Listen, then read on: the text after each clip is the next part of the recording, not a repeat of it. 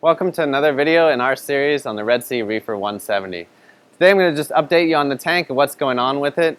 We've actually had some new livestock additions. We added a group of Leopard Wrasses as well as a blue spot tamarin wrasse just to get some more swimmers in the tank. And I love wrasses because they're always out and about, moving around, so they definitely provide a lot of movement in the aquarium.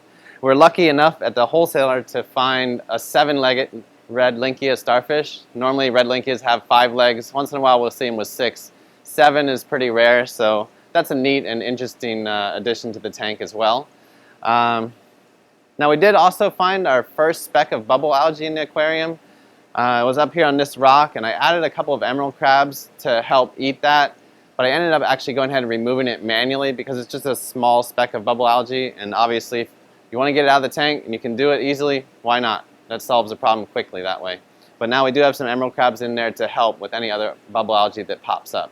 Now a lot of customers ask us about the settings for the Radion and what we're doing with the light on the tank. Basically it's been running very well, but we did notice a little bit of bleaching in our Monopora capricornis corals, so we actually just reduced the overall intensity of our fixture by 10%. We left the spectrum the same, just reduced the intensity. We're going to go ahead and monitor those corals and make sure that they do start to color back up again. If they don't, we may end up relocating them, but for now we did reduce the overall intensity by 10%. In terms of chemistry, the tank's been running very smoothly overall. We actually have not had to add much in the way of calcium, alkalinity, or magnesium, probably because we have just small frags in here and they're not actually utilizing a lot of those elements at this point. Now, we've been careful to keep our protein skimmer cup clean and change out regularly. We're making sure to keep the top off reservoir full so that the salinity stays constant in the tank. Algae growth has not been that bad. We're just having to clean the glass about twice a week. The filter stock we rinse about twice a week as well. But overall, definitely very stable water chemistry at this point, and nitrates have creeped up a little bit. They're now just over 10 parts per million, so we're going to go ahead and do a water change later today, keep that down. But main thing I see is I see corals that are open and happy, and definitely not a lot of algae growth in the tank except for that one spot of bubble algae, which has now been removed. So overall, definitely running very stable. It's been a very simple tank to take care of to this point, so we'll keep you updated on how it continues.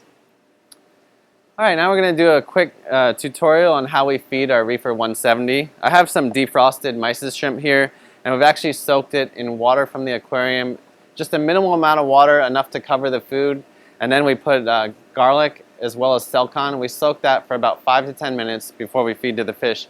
And whenever I feed any tank, I recommend feeding slowly. You don't want to see a lot of food blowing behind the rocks and where the fish can't get at it. So what I do is just suck up a little bit of food with the baster, and your fish will learn. You'll see they come straight to the baster waiting for food. And you can, if there's shy fish in one area of the tank, you can squirt a little food on one side, a little food on the other side, and spread a little bit out. But you want to feed slowly is the main thing. You don't want to just dump the food in.